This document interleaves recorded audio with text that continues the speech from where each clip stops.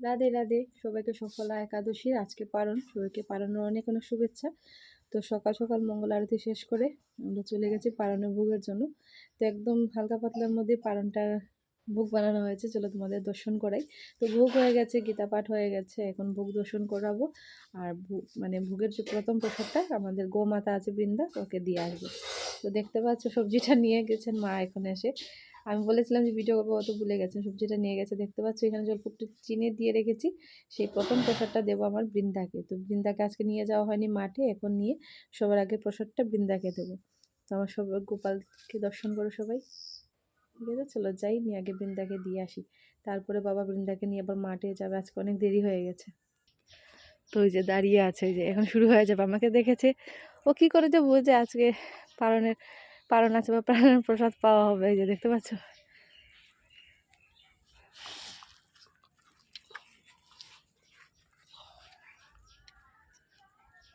অপেক্ষাই থাকে কি করে যে বুঝে শ্রীকৃষ্ণের একটা কৃপা যে একাদশী হয়েছে পরের দিন পালন বুঝে। অন্যদিন মানে সময় হয়ে গেলে ও আর এখানে থাকবে না, মাঠে যাওয়ার জন্য অস্থির হয়ে যাবে, কিন্তু আজকে কোনো নড়াচড়া নেই। দেখতে পাচ্ছ কি সুন্দর প্রসাদ পেয়েছে। আর আনিনি আমি, শেষ। তো চলো বন্ধুরা, আমিও যাই, সময় থাকতে আমিও পালন করে নিই। রাধে রাধে। হরে কৃষ্ণ, রাধে রাধে, জয় জগন্নাথ। আশা করি সবাই ভালো আছো, সুস্থ আছো। আমিও রাধারানীর কৃপায়, গৌর গোবিন্দের কৃপায় আমিও ভালো আছি। নতুন আর একটা ছোট ব্লগ ভিডিওতে সবাইকে স্বাগত করি। আমার আপি শিলচার ব্লগে সবাইকে স্বাগত। আপি শিলচার ব্লগ কেন বলছি, যেহেতু ইউটিউবে ছাড়বো সেই জন্য বলছি। আমার ইউটিউব চ্যানেলের নাম হয়েছে API শিলচার ব্লগ। আর আজকের ব্লগটা বিশেষভাবে বানানো হয়েছে আমার সুমন দেব, আমার ইউটিউবের সাবস্ক্রাইবার, ছোট একটা ভাই, ক্লাস 7-এ পড়ে। ও বলছে কমেন্ট করে যে আর বড় ভিডিও দাও। তো ভাই, আজকে তোমার উদ্দেশ্যে আজকে ব্লগ ভিডিওটা করছি, যেহেতু বেশি বড় হবে না, ছোট মোটো করে আপলোড করছি। ঠাকুর দর্শন করাবো তোমাকে আজকে।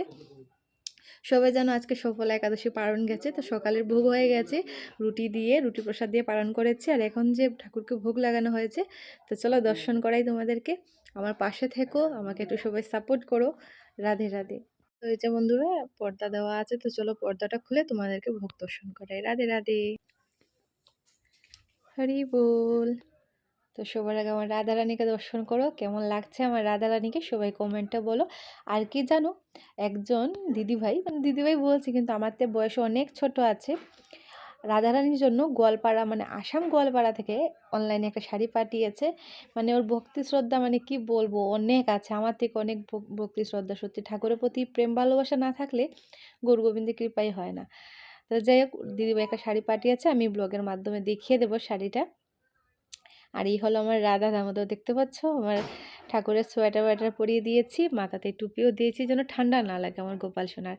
দেখতে পাচ্ছ এই আমার রাধারানী, সবাইকে ঠান্ডার পোশাক পরিয়ে দেওয়া হয়েছে। দেখতে পাচ্ছ এখানে আমার রাধা দামোদর, দেখতে পাচ্ছ পিছনে আছে আমার ছোট্ট গোপাল সোনা নৃসিংহ ভগবান, এইখানে আছে আমার লক্ষ্মীনারায়ণ, এইখানে আমার বড় গোপাল সোনা, মানে অনেক দুষ্টু। দেখতে পাচ্ছ সোয়েটার ওয়েটার পরে আছে। আর একটা কি জানো ভাই, তোমাকে আজকে বলছি, এই যে দেখতে পাচ্ছ আমার যমুনা বিহারী, ওনাকে বৃন্দাবনে গিয়েছিলাম দামোদর কার্তিক মাসে। তো এখানে গিয়ে ওনাকে আমি যমুনা নদীতে পেয়েছি, তাই ওনার নাম রেখেছে যমুনা বিহারী। সত্যি জলের মধ্যে ওনাকে যে কে বিসর্জন দিয়ে চলে গেছে জানি না। সেবা যদি করতে পারেন না আর কি, তো বলছি এইভাবে যমুনাতে না দেওয়াটাই ভালো। আর ঘরে নিয়ে শোকে শোকে নিয়ে গেলাম সেবা পুজো দেবো বলে, পারছি না বলে বিসর্জন, সেটা আমি ভাবি উচিত না। যদি পারেন না তাহলে নিবেন না, চিত্রপট পুজো করুন। চিত্রপট পুজো করলেও ভগবানের ভক্তি শ্রদ্ধা হয়।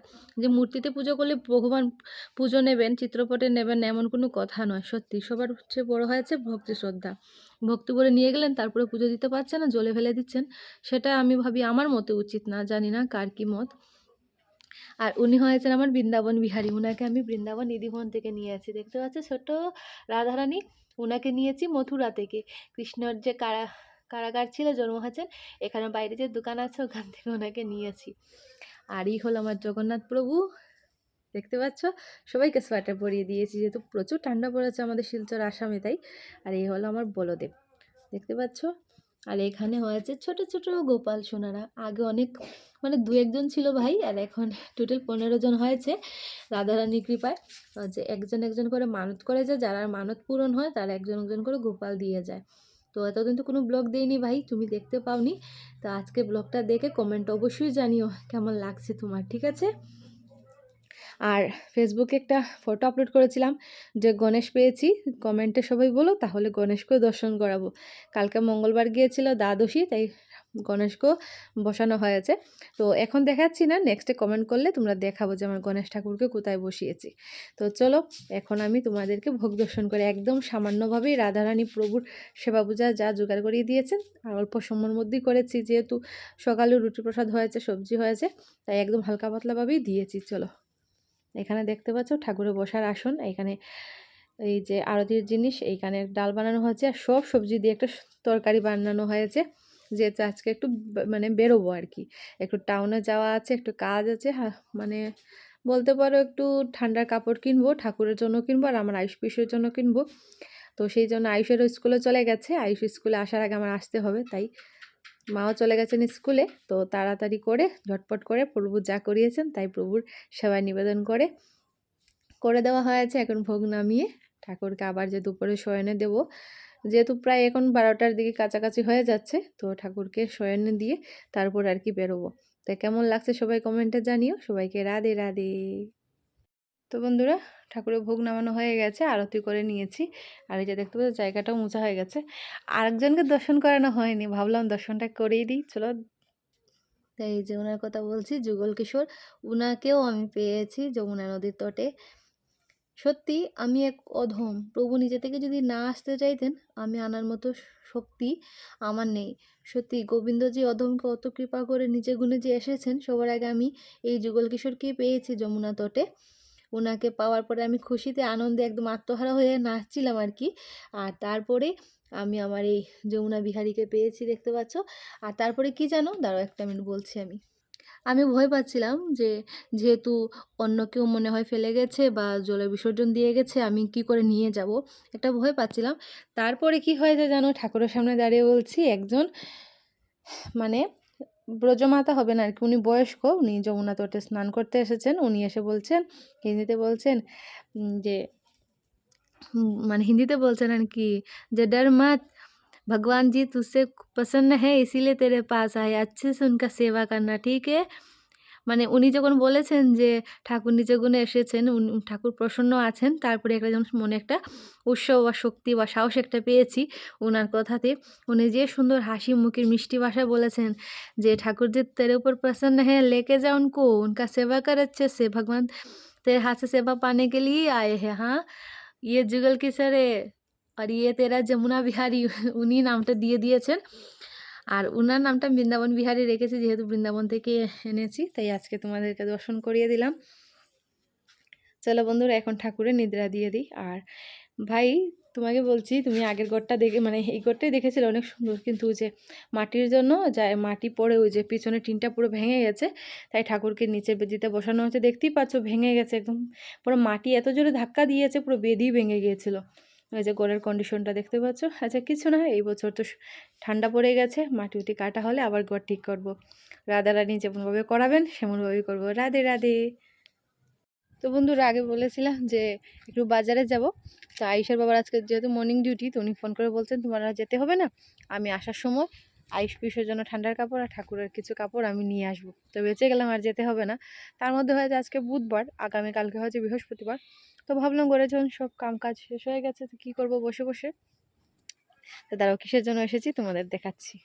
আমি উপরে এসেছি, এই যে গোবরগুলো দেখতে পাচ্ছ, গোবরগুলো নিতে এসেছি। কারণ কি জানো, মানে ঘরের যে সামনা উঠানটা আছে আমাদের, যেখানে তুলসী বেদি আছে, সেই জায়গাটা লেপে নেব। তো যেহেতু কালকে বৃহস্পতিবার, তো কালকে আর বেশি কষ্ট করতে হবে না, শুধু ঘরটা লেপামোছা করব কালকে, আর আজকে উঠোনটা লেপে রেখে দেবো। গোবর দিয়ে লেপলে কি হয়, যেহেতু ঠান্ডার সময় ভালি ধুলো একদম উঠোনটা ভরে যায়, তো গোবর দিয়ে লেপলে এইসব আর হয় না আর কি, একদম সুন্দর সমান থাকে আর দেখতেও ভালো লাগে, একদম লক্ষ্মী লক্ষ্মী লাগে। আর এইখানে আমাদের একটু ছোটো মোটো করে ক্ষেত করা হয়েছে গোপালের ভোগের জন্য।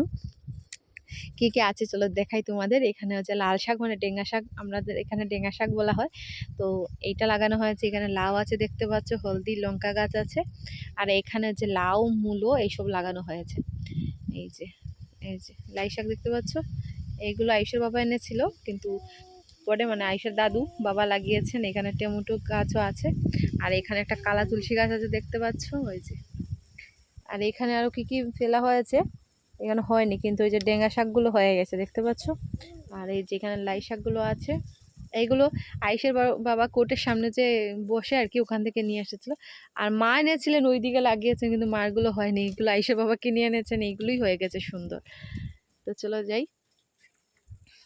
এই যে এইখানেও কিছু লাগানো হয়েছে, এখানে টমেটোর চারা লাগানো হয়েছে, শুধু টমেটো আর কয়েকটা আলু লাগানো হয়েছে, যে দেখতে পাচ্ছ আলু শাকগুলো। এগুলো ঘর থেকে কেটে আমি লাগিয়েছিলাম যদি হয় আর কি, তো গোবিন্দর নাম নিয়ে লাগিয়েছি, হয়ে গেছে। তো চলো বন্ধুরা এখন কি করব, পিয়ুষকে স্নান টান করাবো।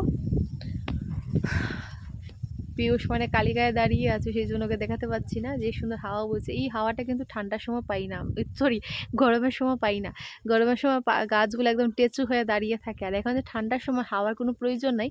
তো দেখতে পাচ্ছ কি খনখনে ঠান্ডা হাওয়া বইছে। এখন ওকে স্নান করাবো। এই যে এখানে একটু গরম জল বসিয়েছি, দাঁড়াও দেখাচ্ছি তোমাদের। এখানে গরম জল বসিয়েছি, এই জল গরম হয়ে গেছে, তো এই জল দিয়ে ওকে স্নান করাবো। আর কি চেঁচাবে, বলবে ঠান্ডা লাগছে, হাওয়া বইছে, কি সুন্দর হাওয়াটা বইছে। এই হাওয়াটা যদি গরমের সময় মানে পাওয়া যেত কি ভালো হতো। আর একটা জিনিস কি বন্ধুরা, দাও তোমাদের দেখাচ্ছি। আজকে এই গাছটা প্রায় 30-32 বছর হয়ে গেছে, কোনো ফল টল কিছুই ধরে না। যেই বললাম গাছটাকে একদিন গোবিন্দ সেবায় দেব, তাই গাছটাতে ফল চলে আসলো। যারা এই যে দেখাচ্ছি, এই যে দেখতে পাচ্ছ, যে বলেছিলাম গাছটাকে যে এই বছর মাটি কাটা হয়ে যাবে, মনে হয় তোমার গাছের কোনো ফলই আর গোবিন্দ সেবায় লাগবে না, মহাদেবের কাছে যাবে না। যেই বললাম ও মা, কয়েক মাস যেতে না যেতেই দেখতে পেলাম যে গাছে বেল হয়েছে। তো বেলগুলো এখনো পারিনি, দেখি সামনে তো ফাল্গুন মাস আছে, মহাদেবের শিবরাত্রিও আছে, আর ঠাকুরের তো সেবা পূজায় লাগাবই, কোনো বলার নেই। তো এই যে ধরেছে গাছে। তো চলো পিয়ুষকে স্নান টানটা করিয়ে নিই, রাধে রাধে, তারপরে তো উঠোনটা লেপবো। তো এই যে আমি গোবর নিয়ে চলে এসেছি। এখন জায়গার কথা বলেছিলাম জানো, এই যে আমাদের ঘরের সামনের জায়গাটার কথা বলেছি, ওই যে আগের বার লেপেছি বলে জায়গাটা মানে সুন্দর আছে। তারপরে 1 সপ্তাহের মতো হয়ে গেছে, দেখতে পাচ্ছ একটু নোংরা হয়ে গেছে। আর এই হলো আমাদের বৃন্দা দেবী বেদি। তো চলো এই জায়গাটা লেপে নেব। তো এই যে জল টল নিয়ে নিয়েছি। তো এই যে বন্ধুরা হাফ করে লেপা হয়েছে, মানে অতটুকু করেছি, আর গরম লাগছে কিন্তু এই জায়গাটাতে রোদ্র দেখতে পাচ্ছ, সেই জন্য একটু দাঁড়িয়ে পড়েছি। এই জায়গাটা করে একদম রাউন্ড করে এই জায়গাটা পুরো শেষ করতে হবে আর কি, জানি না গোবরে হবে কি না। যদি হয় না তাহলে কালকে, আগামীকালকে করে নেব। চলো এখন একটু বাকি আছে, করে নিই।